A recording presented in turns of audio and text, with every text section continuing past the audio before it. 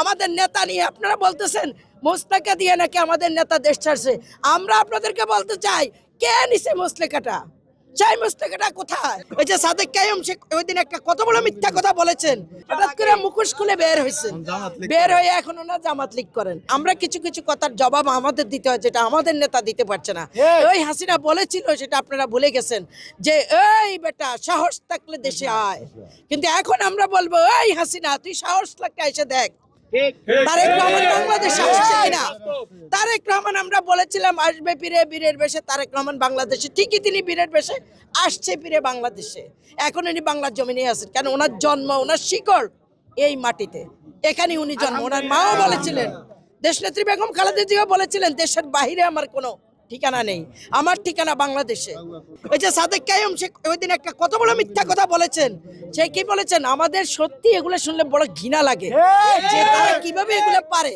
ও নিজেই স্বীকার করেছেন যে আমরা বাধ্য হয়ে ছাত্রলীগ করেছি, তো তাদের আবার এখন বাধ্য হয়ে ওনারা এখন ওই যে বের হইয়া হঠাৎ করে মুখোশ খুলে বের হয়েছেন, বের হয়ে এখন ওনারা জামাত লীগ করেন।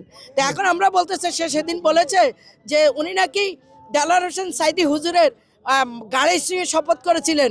আমার মানে কে বলবো, দেখকার জানাই এদেরকে এত বড় মিথ্যা কথা কেমনে বলে।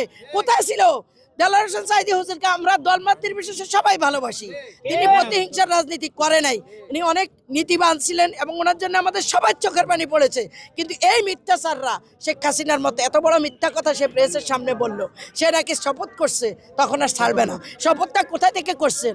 ছাত্রলীগের লুঙ্গির নিচে থেকে করেছিলেন, বলতে খারাপ লাগে, তারপরে বলতে হচ্ছে, বলতে বাধ্য হলাম। আমাদের জনাব তারেক রহমান সম্পর্কে যেভাবে বাজে কথা বলতেছেন, আমরা আপনাদের মিডিয়ার মাধ্যমে বলতে চাই, ভালো হইতে পয়সা লাগে না, ভালো হয়ে যান। আমাদের নেতা নিয়ে আপনারা বলতেছেন মুস্তাকা দিয়ে নাকি আমাদের নেতা দেশ ছাড়ছে। আমরা আপনাদেরকে বলতে চাই, কে নিছে মুস্তাকাটা?